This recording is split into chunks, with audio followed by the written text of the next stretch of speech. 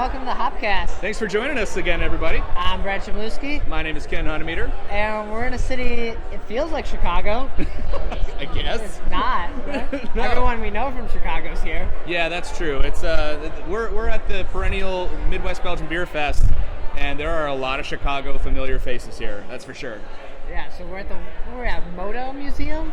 Yeah, so that's a motorcycle museum. I've never been to a beer festival in a motorcycle museum before. I'm surprised that they're trusting us with these amazing pieces of machine. Right.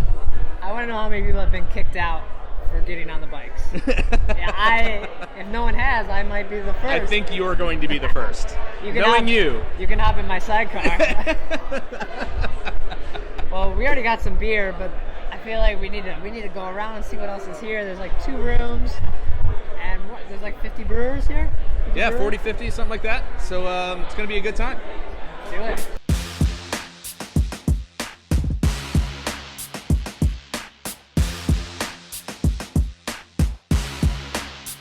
Hey, we're here with the man behind the whole thing. Yes, What? the man, the myth, the legend. Phil Wymore, everyone. How's it going? So, obviously, of Perennial Ales throwing on this festival, what year are you in right now? This is our 3rd time, So, and our 1st time off-site. it's first time off-site. Yep. So, like, how the hell did you convince these people to let a bunch of drunk people in with their motorcycles? Yeah. And where'd you park yours? Which one's yours? Well, I hate to eschew to not do a cool answer, but I got to just say right off the bat, from the way you guys entered this whole thing, I am not the man behind all of this. No?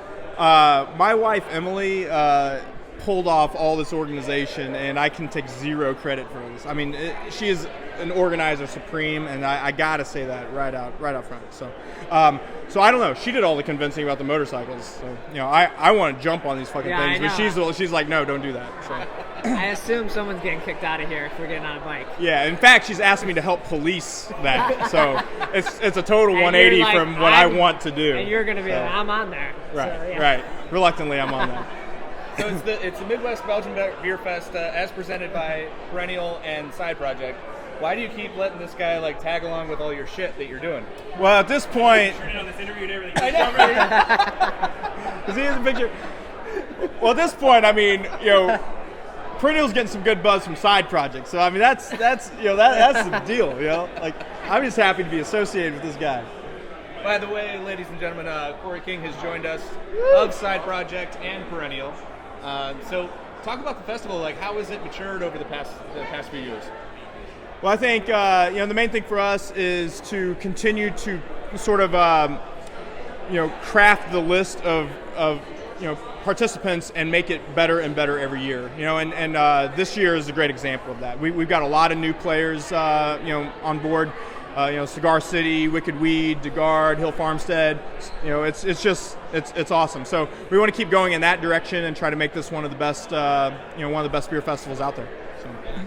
We were talking a couple weeks ago about this, and you were talking about how it was kind of humbling. You kind of reached out, and maybe sometimes you didn't even reach out, and people just want to be a part of it. Yeah, for us, Perennial, still, we're not a massive brewery by any means here in St. Louis. We're making Belgian-style ales, trying mostly, and to start inviting people that were like, man, these are, really, really well-known, huge breweries, and the guys are like, yep, we want to be there. And you're like, what? Thank you. It's super humbling to be able to put this together and for people to want to participate and realize what we're really trying to do and just focus on really good Belgian beer and Belgian-inspired beer and showcase that here in St. Louis. So it was just weird. It's weird and cool and humbling, and it's growing, and it's awesome. I don't know, it's just different. Not only the fact that they've sent beer out here for this, but you have a lot of the brewers that actually came out to pour their own beer themselves. Totally, that's a huge honor. I saw Clay from Sun King, for instance, and Pete Crowley came out from Haymarket this year, and there's others too. But that is what really means a lot to me, because we've sent beer to festivals that we couldn't we couldn't participate and pour it ourselves, because there's simply a lot of requests, which we're honored that there is a lot of requests. But same deal, we make requests of some of these people. If they can only send beer, that's great. We want their beer at the festival. That's why people are here, is for the beer. But when these guys come out, something like Clay from Sun King is a busy dude. I just know that, and the fact that he's here is like is such an honor. You know. And this is towards the end of St. Louis Craft Beer Week? The beginning. This is the kickoff. This is the kickoff of that. Yeah. Oh, awesome. Yeah. So we're screwed for like a whole other week. Oh, okay. Yeah. Right, we're gonna try to make some beer. Yeah, we're gonna try to make some beer this week. Right. You set the bar too high. Maybe we should do We've already something. done the Chicago Craft Beer Week, and we survived. Yeah. For sure. You guys can do it too. Hey, I can't believe I'm on Hopcast again. I mean, this I've been trying to get on here for 3 years, and the Chicago Craft Beer Week. I mean, this is like twice in 2 months. Oh, it's yeah. insane. Well, thank you guys for having us down here. We're having a blast so far. We're only about an hour into it, but we're going to keep drinking more beer. Good. I'm almost out here, so. If I can get through your line, that is. I don't know. The quality of the question should just decline from here on out. So, enjoy.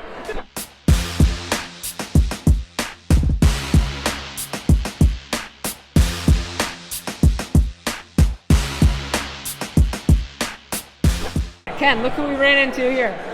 Some old dumb guy that used to be in our city. I don't recognize him with his shirt on.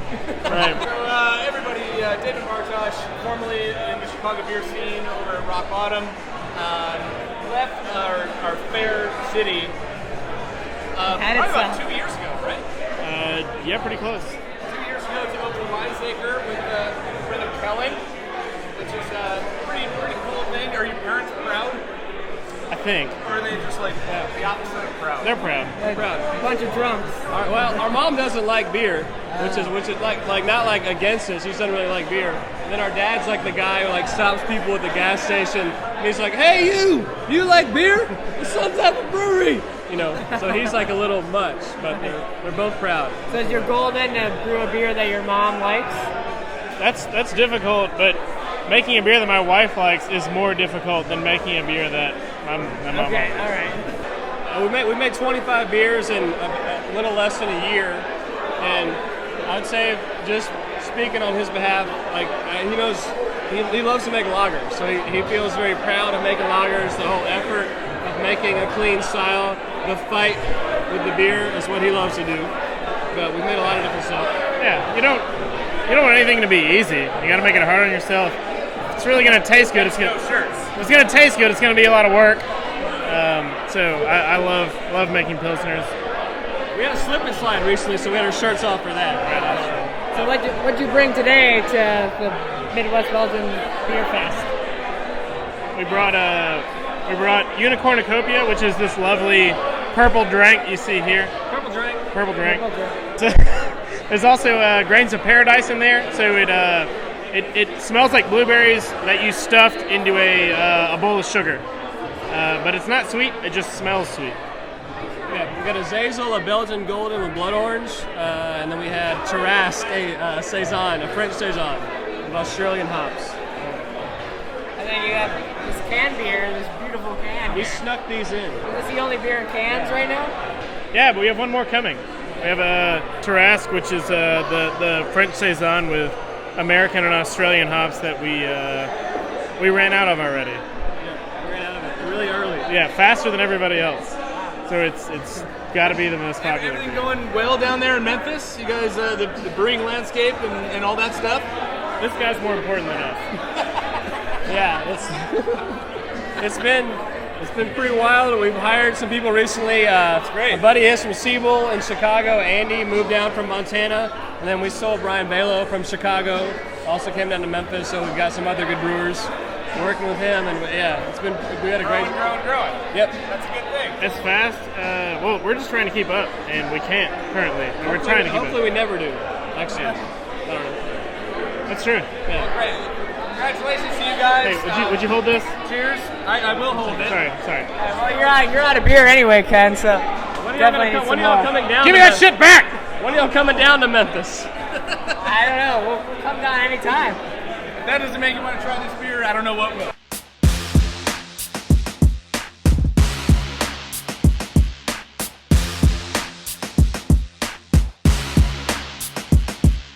Well, it seemed fitting since Phil was on the Chicago Craft Beer Week episode. We needed Tom on the St. Louis Craft Beer Week episode. Yes. Here I am. Here you are. Once again, here at the Perennial Midwest Belgian Beer Fest in St. Louis. This is not a market for you. Why is it important for you guys to come down here? I think it's important to showcase our beers. We're a Belgian-inspired brewery. All the beers we do are Belgian-inspired, so we want to support our friends in St. Louis here, but then also showcase our beers with some of the other best ones around. Obviously, you guys have a long-lasting relationship. The first beer that you made was actually at Perennial. So Yeah, that was the hereafter. We did that there. So you have a relationship that is very strong, and the fact that you guys both do maybe not all of their beers are Belgian, but yours are all Belgian inspired thus far. Yep. So Yeah. it's really good for the festival. We have a similar kind of feel in what we do, but then they take a distinctly perennial approach, and we're taking a distinctly Penrose approach. So they're different, but the same. Describe the difference between those two different approaches. I think Perennial takes a lot of culinary aspects. They like to bring in a lot of different flavors, especially their recent beers with the Evil Twin one and then the Aviary one. They're bringing in a lot of different culinary flavors into the mix, whereas I like to keep my beers a little more straightforward, a little more clean, without adding a lot of other stuff to it. Is this your first time pouring at the festival? No, last year we did a beer with Lafler, with Off Color, called Blueberries Feel Pain. All right. And so kind of collaborated there and poured a Penrose beer then. But yeah, this is our first official Penrose brewed, Penrose poured beer. And you have brought two beers today, the P2 Yep. and the Wild 3, which is a new beer, right? Wild 3, yeah. So we brought P2, which people see that's in bottles now on draft around Chicago, our Belgian Pale. But then the Wild 3 was a blend of two different beers, both Brettanomyces aged. One was Brett primary, one was Brett secondary. So we brought out different flavors with each of those beers and then blended them together to get a nice kind of cohesive blend in the end. So as a festival in and of itself, how are you seeing this festival age? It seems like there's a lot of breweries that are kind of vying to get into this festival. I think it's very important to be with the best beers, always. You always want to be at Great Taste. You always want to be at POBAB. You always want to be at Perennial Belgian Beer Fest. That's because that's where the best beers are poured. So we all respect that. We all know where we want to be, and we all try to be there. I think this festival is shaped up.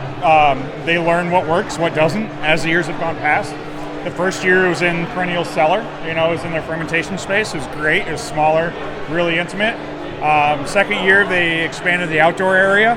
And then this third year they moved off-site. Got a great vibe. We allow more people. And I mean, obviously they have more tanks in their brewery now, so we can't really be hanging out there anymore. Right. Yeah, so, I mean, it certainly sounds like it's something that was very small and is in the works and really growing into something that's going to be kind of one of a mainstay or kind of like a destination festival for the entire United States. Yeah, I mean, it showcases both the best Midwest Belgian beers, but then also you had Crooked Stave this year. They brought in Hill Farmstead, Chester King. Yeah, I mean, there are a lot of great beers here. New Belgium was pouring some great stuff.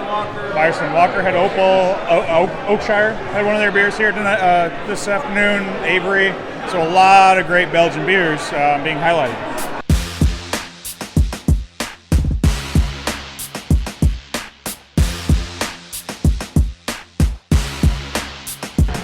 All right, Belgian Beer Fest, it's like off. It's crazy in here. Fucking shit crazy. And we found this guy. A crazy motherfucker. He's not even pouring beer. His brewery's not even here, and he's here. I just had so much fun last year, and Phil swung by Chicago last couple weeks ago, and I just had to swing by and show some love. You're just here growing your whiskers. Be honest. Indeed, I forgot to shave today. I don't know if you can tell. I haven't shaved in about 2 weeks. I can tell. So what have you been tasting? Well, I'm always tasting. However, some of my favorites, that Dry Hop Goose, Little Sister, a banger. I think so far my favorite is the Anniversaria from our host, Perennial. All right, yeah. Gotta give love to the host. Always, always, always. But this gin barrel aged, whatever fancy Lafler brew is going down pretty easy right now as well. Well, what do you feel like? Do you feel like just like keep tasting something? Yeah, I mean, I feel like this beer isn't around that often, so I should probably dispose of it as quickly as possible. All right. And you're gonna even spice it up a little more here. But really, oh shit! But really, I think we got a challenge here. A challenge? A challenge. I challenged you, or not me. Not What us. if Suzanne challenged you to a shotgunning contest?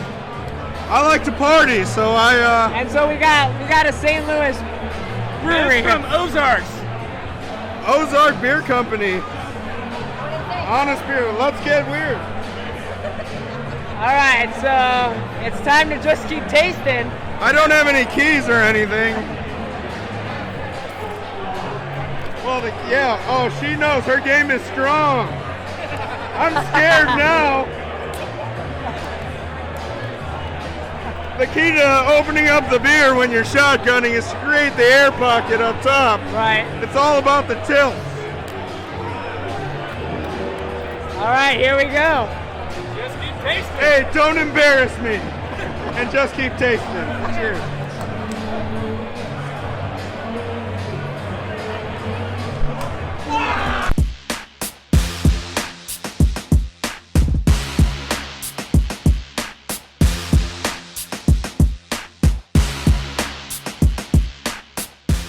We continue. It feels like hour number 10 for me. Well, yeah, because normally here at Hopcast, we like to get our interviews done in the first 30 minutes and then just get wasted. And now we're 30 minutes till the end. Well, then it's appropriate you're interviewing me at this time. So. So we have Dave Totes, who's a newcomer to Hopcast, so welcome, Dave. Yes, thank you very much. Brewer at Goose Island, so we work together. Yes. And so what do you think about this? Is your first time here at the Belgian Beer Fest here in the Midwest? As far as this fest goes, it's great. It's nice seeing so many people that A, I know, and B, I respect as far as beers go. It's great. Phil puts on an event like this. This venue is great, and I haven't had a bad beer all day, so life is good in that regard. So You're one of those dudes that travels the country for beer. Like Yes. You take time off work to just go look for beer. So how does this rank for you? Are you finding new beers that you really like? Yeah. Again, I didn't expect to not go to Vermont to get Hill Farmstead. I didn't expect to see the Guard or Commons here. That's really a great bunch of beers to see and have, and life is good, and yeah. Is there one, like, from out the day that you're like, I keep going back to, that I want more I hate of? to flog the local, but Corey's beers from Side Project were just... I was wanting to cascade over everyone about how good those beers were. I mean, they were fucking fantastic. There was a long line, and I'm not as important as you, and I couldn't cut. Yeah, you could. Use Ken. Come on now. What's wrong with you?